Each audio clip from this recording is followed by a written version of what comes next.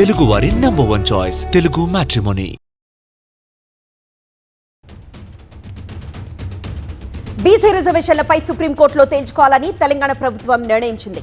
Party నేతలు, senior advocates తో CM Revanth virtual గా సమావేశమయ్యారు. ఈ భేటీలో మహేష్ గౌడ్, మీనాక్షి నటరాజన్, డిప్యూటీ సీఎం పట్టి, పొన్నం పాల్గొన్నారు. హైకోర్టు స్టే తర్వాత చట్టపరమైన చర్యలపై చర్చించారు. జీవో నంబర్ 9 అమలుకై సుప్రీంకోర్టుకు వెళ్లాలని నిర్ణయం తీసుకున్నారు. బీసీలకు 42% రిజర్వేషన్ల అమలుపై కట్టుబడి ఉన్నామన్నారు సీఎం రేవంత్. బీసీ రిజర్వేషన్లపై సుప్రీంకోర్టుకి వెళ్లాలన్న ప్రభుత్వ నిర్ణయంపై స్పందించారు పిటిషనర్ తరపు న్యాయవాది మయూర్ రెడ్డి. హైకోర్టు అన్ని అంశాల్ని పరిగణలోకి తీసుకున్న తర్వాతే బీసీ రిజర్వేషన్ బిల్లుపై స్టే విధించిందని చెప్పారు. సర్వే చేశామని చెబుతున్న ప్రభుత్వం ఆ రిపోర్ట్ ని ఎందుకు బయట పెట్టడం లేదని ప్రశ్నించారు.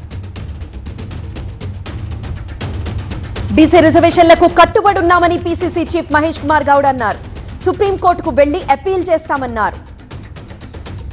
విశాఖలో యాంటీ డ్రగ్ థీమ్ పార్క్ ను వర్చువల్ గా ప్రారంభించారు కేంద్ర మంత్రి రామ్మోహన్ నాయుడు. మంత్రి లోకేష్ ఆలోచనకి ప్రతిరూపమే యాంటీ డ్రగ్ పార్క్ అని చెప్పారు.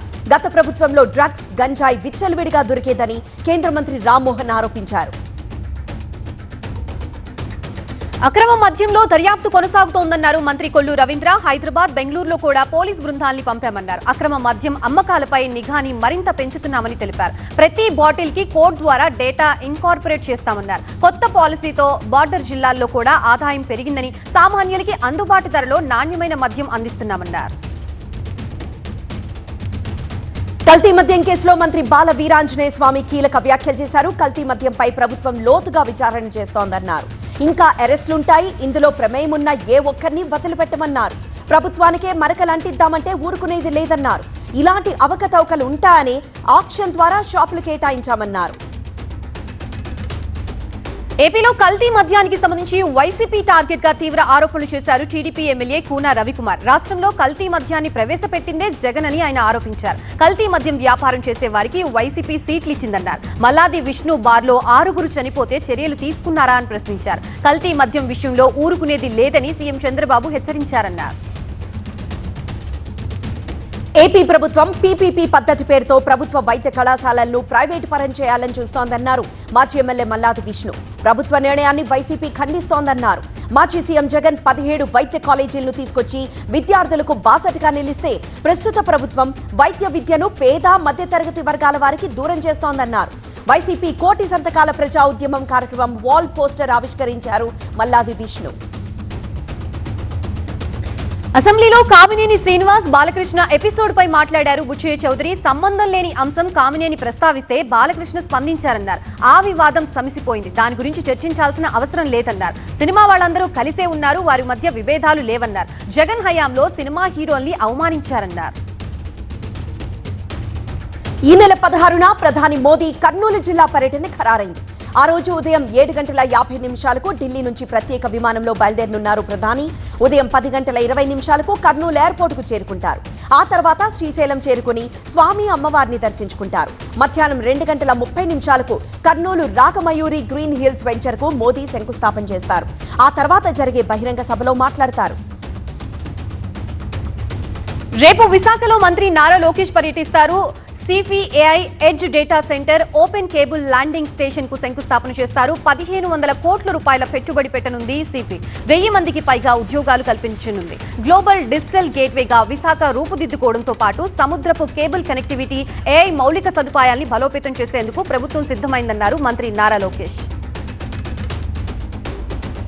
కే పాల్ సంచలన వ్యాఖ్యలు చేశారు. కాంగ్రెస్ పార్టీలో మంత్రులు ఒకరిపై ఒకరు ఫిర్యాదులు చేసుకుంటున్నారని, మంత్రి పొంగులేటిపై సీఎం రేవంత్ విచారణ జరపాలన్నారు. రేవంత్ పై సుప్రీంకోర్టులో పిల్ దాఖలు చేస్తానన్నారు. తాను కేసులు వేయడం మొదలు పెడుతున్నా అని హెచ్చరించారు. నంద్యాల సిపిఐ కార్యాలయంలో బీసీ సంఘాలతో రౌండ్ టేబుల్ సమావేశం జరిగింది. స్థానిక సంస్థల ఎన్నికల్లో 42% సీట్లు బీసీలకు కేటాయించాలని డిమాండ్ చేశారు. 50% పైగా ఉన్న బీసీలకు రాజకీయంగా తీవ్ర అన్యాయం జరుగుతుందన్నారు సిపిఐ జిల్లా కార్యదర్శి రంగనాయకులు. సీఎం చంద్రబాబు బీసీలకు 42% రిజర్వేషన్ కల్పిస్తూ అసెంబ్లీలో తీర్మానం చేయాలన్నారు. అమెరికాలో దుండగుడి కాల్పుల్లో చనిపోయిన పోలీస్ చంద్రశేఖర్ కు మంత్రులు శ్రీధర్ బాబు, అడ్లూరి లక్ష్మణ్ నివాళులర్పించారు. బిఎన్ రెడ్డి డివిజన్ టీచర్స్ కాలనీలో ఉన్న బాధిత కుటుంబాన్ని పరామర్శించారు మంత్రులు. బాధిత కుటుంబానికి అన్ని రకాలుగా అండగా ఉంటామని భరోసా ఇచ్చారు. రాష్ట్ర ప్రభుత్వం తరపున 5 లక్షల ఎక్స్గ్రేషియా వారికి అందించారు. సిద్దిపేట జిల్లా దుబ్బాకలో బొడ్రాయి ప్రతిష్ట మహోత్సవం కార్యక్రమానికి హాజరై ప్రత్యేక పూజలు చేశారు ఎంపీ రఘునందన్ రావు. గ్రామ ప్రజలు సుఖ సంతోషాలతో ఆరోగ్యాలతో ఉంటారనే బొడ్రాయి ప్రతిష్ట చేసుకోవడం శుభ పరిణామమన్నారు. బొడ్రాయి మహోత్సవ కార్యక్రమానికి కుల మత అనే భేదాలు లేకుండా రావడం ఎంతో సంతోషంగా ఉందన్నారు. విజయవాడ దుర్గగుడిలో ప్రోటోకాల్ వివాదం నెలకొంది. ఆలయ బోర్డు చైర్మన్ గా రాధాకృష్ణ బాధ్యతలు స్వీకరించిన తొలి రోజే ప్రెస్ మీట్ విషయంలో చైర్మన్ ఈవో మధ్య ప్రోటోకాల్ గొడవ జరిగింది. తనకు చెప్పకుండా చైర్మన్ ప్రెస్ మీట్ పెట్టారంటూ ఈవో షీనా నాయక్ మండిపడ్డారు. ప్రెస్ మీట్ ఉందని తనకెందుకు చెప్పలేదని సిబ్బందిపై ఫైర్ అయ్యారు. ములకల చెరువు నకిలీ మద్యం కేసులో ఎక్సైజ్ శాఖ దూకుడు పెంచింది. ఈ కేసులో ఏటుగా కట్టా నాగరాజు ఇచ్చిన సమాచారం మేరకు జయచంద్రారెడ్డి డ్రైవర్ అష్రఫ్ ని అదుపులోకి తీసుకుని కోర్టులో హాజరుపరిచారు పోలీసులు. మరోవైపు నిందితుల కస్టడీ పిటిషన్ 13వ తేదీకి వాయిదా వేసింది కోర్టు. జయచంద్రారెడ్డి పిఏ రాజేష్ కోసం గాలిస్తున్నారు. మంచిర్యాల జిల్లాలో బీజేపీ వేమనపల్లి మండలాధ్యక్షుడు మధుకర్ ఆత్మహత్యపై రాజకీయ వివాదం రాజుకుంది. ఆత్మహత్యకు మండల కాంగ్రెస్ నాయకులే కారణమంటున్నారు కుటుంబ సభ్యులు. మధుకర్ది ఆత్మహత్య కాదు, ప్రభుత్వ హత్య అని ఆరోపించారు బీజేపీ ఎమ్మెల్యే పాల్వాయి హరీష్. కాంగ్రెస్ వాళ్ల రాజకీయాలకు అడ్డొస్తున్నాడని మధుకర్ ఆత్మహత్య చేసుకునేలా వేధించారని మండిపడ్డారు. కుట్రలతో రాజకీయాలు చేస్తామంటే కుదరదని హెచ్చరించారు.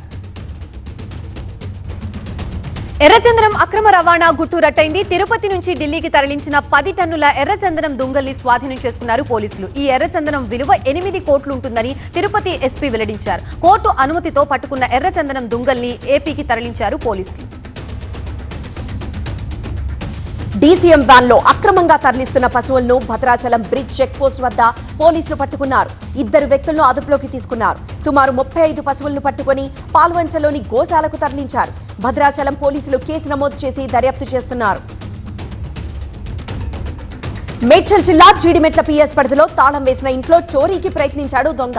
అప్పుడే బయటకు వెళ్దామని వచ్చిన బాలిక ఆ వ్యక్తిని చూసి అనుమానంతో అతన్ని ప్రశ్నించింది. అంతే, గుట్టు బయటపడుతుందని ఆమెను నెట్టేసి పరిగెత్తాడు. దొంగను పట్టుకునేందుకు బాలిక పరిగెత్తింది. ఈ దృశ్యాలు సీసీటీవీ ఫుటేజ్ లో రికార్డ్ అయ్యాయి.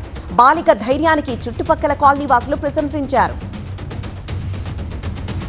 ఢిల్లీలో కేంద్ర మంత్రి నడ్డా నివాసంలో కేంద్ర బీజేపీ ఎన్నికల కమిటీ భేటీ అయింది. ఈ భేటీలో కేంద్ర మంత్రులు అమిత్ షా, ధర్మేంద్ర ప్రధాన్ తో పాటు బీజేపీ కోర్ కమిటీ నేతలు పాల్గొన్నారు. ఈ భేటీలో బీహార్ ఎన్నికల్లో ఎన్డీఏ సీట్ల సర్దుబాటుపై చర్చించారు.